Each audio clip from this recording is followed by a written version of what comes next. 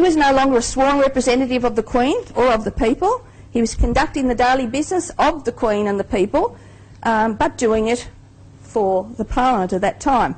Now, in November 9th, 2001, of course, Premier Beattie announced that he presented to the Parliament the new Constitution of Queensland Bill 2001. And of course, all the people and the government were told it was to modernise Queensland. So they're all in great favour of being modernised, obviously. Queensland has always had the thought process that they, through Joe, that they were sovereign and they had more rights than a lot. We were talking about an arrogance. Queensland has always had a touch of that over the years. In some ways quite rightly, it's a beautiful place and everyone wants to move there, so that's an opinion. However, so that constitution was assented to by the governor, stamped with this public seal, on the 3rd of December 2001, became law. So as of 2001, this constitution's in place in Queensland, because remember, without the Governor-General there to make sure it linked in with the Australian Constitution, it was illegal. However, you cannot call a government law illegal. Governments, if you go to court and try and call something illegal, you lose the case straight away. No government law is illegal because they're allowed to make laws under the power of peace and good government. That's why we have this fellow here to make sure that we're protected. With him gone, anything could happen, and it did. The Queensland Constitution came in place. Now, what happened from then on, and I have got some notes here that I do have to read from because obviously there's a lot of laws, but I won't give you all the notes and the numbers and things, just certainly send me after us if you want them. What then happened is that they then moved into bringing all the other laws into place. Now, one of the first things they did was form a corporation. So on June the 7th, 2002, 6 months after the Constitution came in place, the Act, Corporations Act 2001 was brought in, and we now have the Brigalow Corporation in Queensland. Now, the Brigalow name you won't find in any documentation. Originally, in the Old Crown Lands Act, the federal government gave a lot of money to the Queensland government to develop what was termed the Brigalow Belt, about 4 million acres around Rockhampton. Now, the Old Crown Lands Act has been converted to the Land Act 94, so that was one of the ones that was reprinted.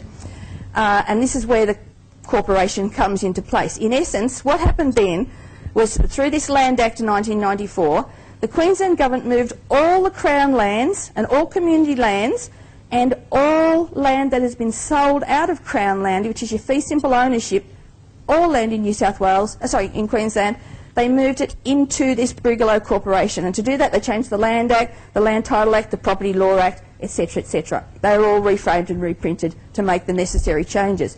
So all your land in Queensland now has technically come under the Queensland Constitution and the corporation's ownership. So they've got that in place. Now, there was quite a lot of other acts were changed. The Corporation Act came in. You'll notice that as soon as the Corporation Act came in, any Queensland document you look at now carries a copyright print.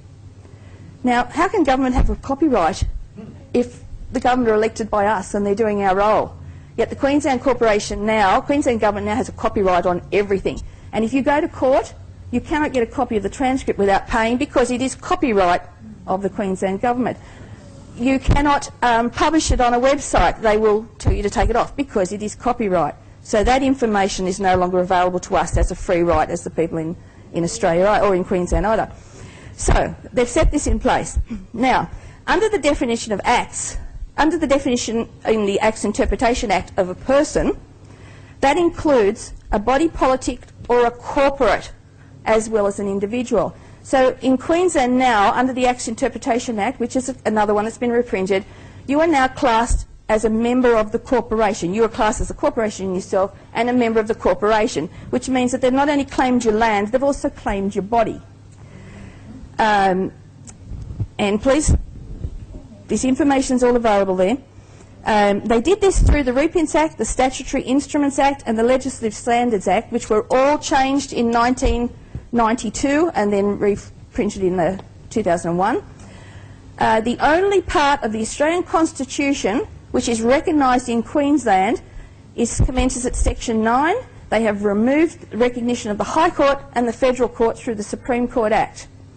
So you have no recognition of the High Court. So when you go to the High Court now with a case, Queenslanders can just say, flip it off, because they don't recognise it. So where we had the separation of powers here that gives us our protection, through the Supreme Court Act in Queensland, you now have all government departments and all courts are now underneath the government. There is only one structure in Queensland now. All these are under the government now and they obey the government. That is why they were saying to us, you are right but you lose, because they are now governed by this constitution and they cannot take any notice of this one. We know that a lot of the judges are very unhappy with it because they have been feeding us information in subtle ways through their comments in the cases. They couldn't say to us, go and investigate this. The High Court could not say that to us. So it was a matter of a process. But when we were getting there, they were going, you're right, you still lose, but you're right. So they were trying to help. So when we started to find this, we stopped taking the cases to court because we realised then we were going to lose. So we're actually in the process of a very large case going to the High Court, which now will, it's not going to hit up against this because that's what was happening. We were hitting up against that and couldn't go past it. It's now going to come on top of it and basically say to the High Court, if this was done legitimately, then please explain what we own. If this was done without referendum, etc., does it still stand? So you've got to ask all the right questions, which the guys up the back were talking about yesterday. You've got to ask the right questions, which we're in the process of doing.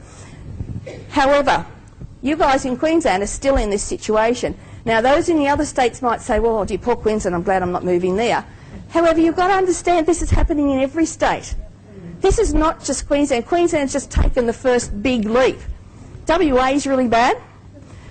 New South Wales removed its Governor-General, its General in, I think it was 1987. We're pretty sure it's gone in South Australia.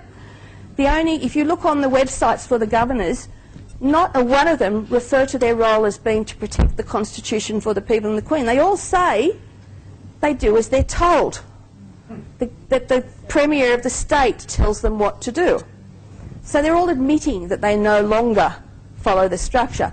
So, okay, we'll get back to this. Now, okay, so you've got this structure. Now, when I say that the Queensland is a corporation, the state of Queensland is registered with the US Securities and Exchange Commission. I've got the number here. The Queensland Treasury Corp is registered under another number. I've got copies of their annual reports for foreign governments and political subdivisions. Why on earth the state of Australia would send their treasury documents and their budgets to the world is debatable unless there's a moneyed reason for it. And I've also got the Queensland State Accounts there, 2006, which carries gross private information. In other words, they're analysing what they own in the state for their budgets. Now, go back to what's happened here. The elected members of the Parliament in Queensland, that you elected them, you voted these people in, and they did nothing to stop this happening.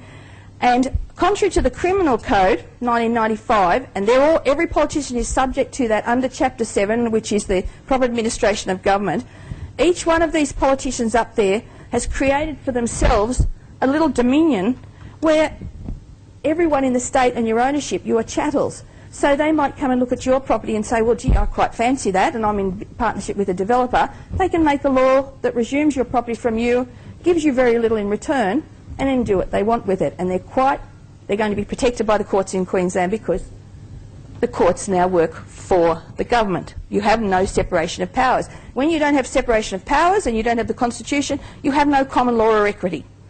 So you have no common law or equity left in Queensland. Your common law is gone. Don't forget, common law is what protects your ownership. All you have now is civil law and statute law, or as the fellows were talking about, maritime law. And civil law and statute law is all about government.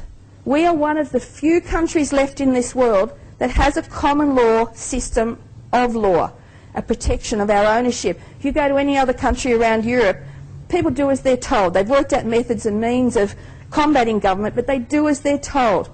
We are one of the few countries. Canada's in a very bad way. America's going crazy. But a lot of the correspondence I get is from Canada, where they're working on this same loss of rights as well. You're constantly being told that the Constitution doesn't work, that it's old hat, that it's all sorts of disparaging remarks about it.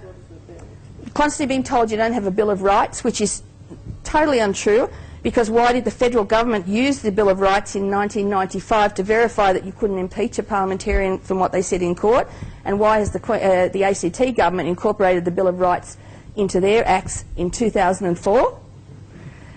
You're constantly being told that Magna Carta's old hat, etc. Yet all these things are the support of common law. So they're telling you that so you don't notice its removal. And this is exactly what's happened in Queensland. Everyone up there now is worrying about the council and fighting about the council. Council's nothing, guys. Council is just a level of government in both constitutions. This is what, and it's just a furphy to get you to stop looking at the real issue. This is the real issue. Council's just, it's like a thorn in your foot where you've got the cancer growing in your head kind of thing. So, with the judiciary, with the government tiers rather, including all local councils, they're all levels of parliament. Now, what they also did was they changed the Executive Act. Now, when you remove the governor, he was the executive, right? He was the one that made sure this was all safe. When you remove the governor and put him down here, the Executive Act has been changed and the Premier has taken that role. So we've got the Constitution in place, which he's probably set up, or she's been part of it, I guess. She is now the executive. So when a rule needs to be made, she decides whether it's a good rule or a bad rule, tells the workers, who are now the Parliament, etc., to pass it, and it's done. And the Governor, in his new role as Parliamentary Secretary, stamps it, and it's law. So there is no separation of powers. The people are now out of the whole structure completely. And that's your danger. So, yeah, it's essentially a dictatorship, except it doesn't carry that form where she walks around with the guards beside her and shoots you if you...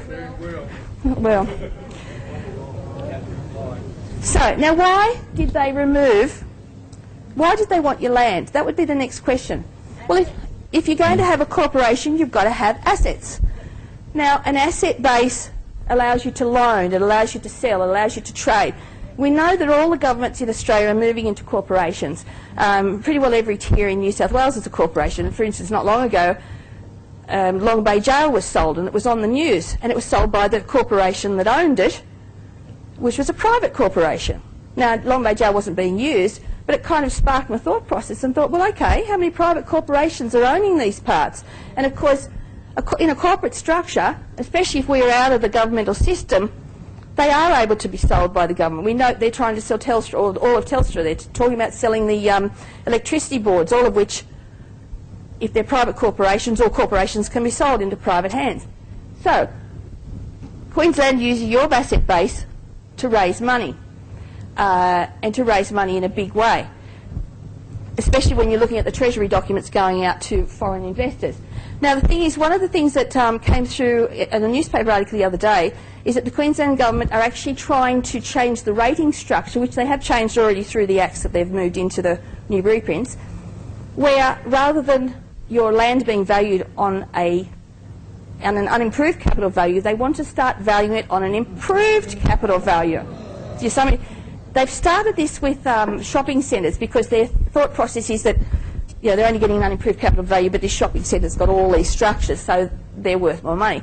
Now, the court did put a stop to it, but it won't end there. You know it'll keep going. And mainly because I think it was Chermside Shopping Centre was now revalued at some extraordinary amount of money, which meant that their rates had moved up to $34 million from maybe a couple of $1 million. So if they own your land and can make these rules and this guy stamps them off, what right have you got then to say, well, this is too heavy a rating structure, I can't afford that? You lose the house, what happens? They get it, they've got it to sell. Now, you could say that the banks would say, well, this has got to stop because the banks have got some ownership in their land. But the banks are in the same boat as you guys. They've only got, technically, a statutory ownership on your land. They've only got a bit of paper saying that you owe them some money for your land. Just as you've only got a bit of paper, and if you look at your title deeds, they actually refer to you as a tenant until you own the land.